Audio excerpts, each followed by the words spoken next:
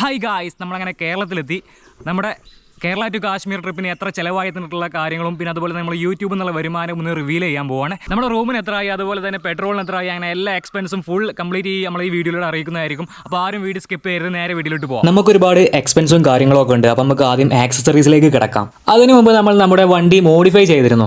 അതിന്റെ വീഡിയോ നമ്മൾ ട്രിപ്പിന്റെ തുടക്കത്തിൽ ചെയ്തതുകൊണ്ട് ഈ വീഡിയോ പറയുന്നില്ല, ലിങ്ക് അവസാനം കൊടുക്കുന്നുണ്ട്. ആക്സസറീസുകൾ വളരെ അത്യാവശ്യമായത് മാത്രമാണ് നമ്മൾ വാങ്ങിയിട്ടുള്ളൂ. അതുകൊണ്ട് തന്നെ നമ്മുടെ എക്സ്പെൻസ് വളരെ കുറയുകയും ചെയ്തു. നമ്മൾ വാങ്ങിയ സാധനങ്ങൾ ഏതൊക്കെയെന്ന് നോക്കാം. 2 power bank, helmet, mini gas stove, butane cylinder, യാത്രയിലെ തണുപ്പിനെ പ്രതിരോധിക്കാൻ സ്ലീപ്പിംഗ് ബാഗ്, അതുപോലെ തന്നെ ഗോപ്രോയുടെ ബാറ്ററിയും ട്രാവലിംഗ് ബാഗും വാങ്ങിച്ചു. ടെന്റും ഗോപ്രോയും നമുക്ക് ആദ്യമേ തന്നെ ഉള്ളത് കൊണ്ട് അതിന്റെ എക്സ്പെൻസ് ഒന്നുമില്ല കേട്ടോ. വണ്ടി കംപ്ലൈന്റ് വരുമ്പോൾ അത്യാവശ്യമായിട്ടുള്ള പഞ്ചർ കിറ്റ്, സ്പാനറുകൾ, ബെൽറ്റ്, എയർ പമ്പ് എന്നിവ നമ്മൾ കരുതി വെച്ചിട്ടുണ്ടായിരുന്നു. ഇതൊരു തുടക്കം മാത്രമാണ്. ഇതിനാകെ ചെലവായത് 20,557 ആണ് കേട്ടോ.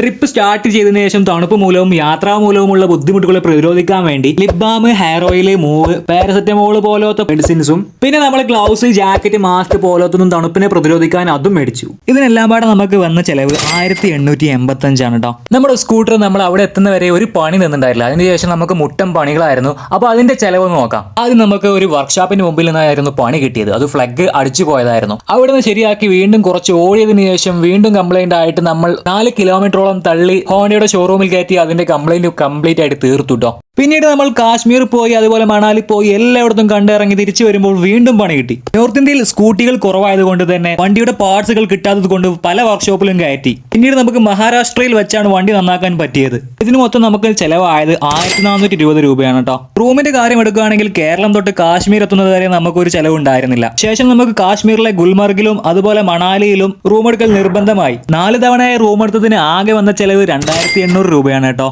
ജീവന്റെ നിലനിൽപ്പിനായി ഫുഡ് കഴിക്കണമല്ലോ. അതിന് നമുക്ക് ആകെ ചെലവായത് 3662 രൂപ മാത്രമാണ്. ഫുഡിന്റെ ക്യാഷ് കുറയാൻ കാരണം നമുക്ക് പലയിടത്തുനിന്നും സൗജന്യമായി ഭക്ഷണം കിട്ടിയിട്ടുണ്ടായിരുന്നു. പല ദിവസങ്ങളിലും കിടത്തം പള്ളിയിലായതുകൊണ്ട് തന്നെ പള്ളിയിൽ വരുന്ന ആളുകൾ നമ്മളെ സൽക്കരിച്ചിട്ടുണ്ടായിരുന്നു. അതുകൊണ്ട് തന്നെ ഫുഡിന്റെ എക്സ്പെൻസ് വളരെ കുറയുകയും ചെയ്തു. യാത്രയിൽ ഏറ്റവും കൂടുതൽ ചെലവ് വന്നിട്ടുള്ള സംഭവമാണ് പെട്രോൾ.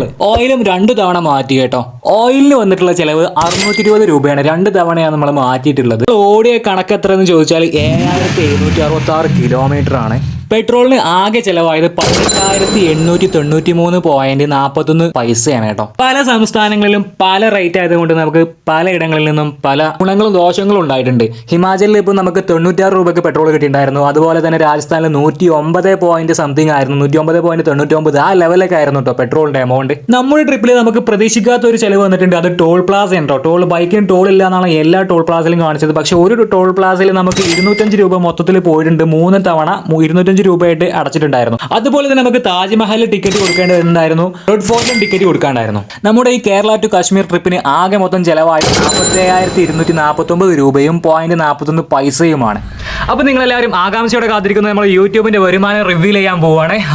നമ്മളിത് തുടങ്ങിയിട്ട് കൊല്ലങ്ങളായി. പക്ഷേ ഇത് കണ്ടോ, ഈ താഴത്തെ ലൈൻ ഉണ്ടല്ലോ കംപ്ലീറ്റ് ആണോ. മേലത്തെ ലൈനിൽ സബ്സ്ക്രൈബേഴ്സിൻ്റെ അക്കൗണ്ടാണ്. അത് 1000 ആയിട്ടുണ്ട്. താഴെ 4000 വാച്ച് അവർ ആവാനായിട്ടുണ്ട്. അത് സ്റ്റാർട്ടിങ്ങിലായിട്ട് കിടക്കുന്നത്.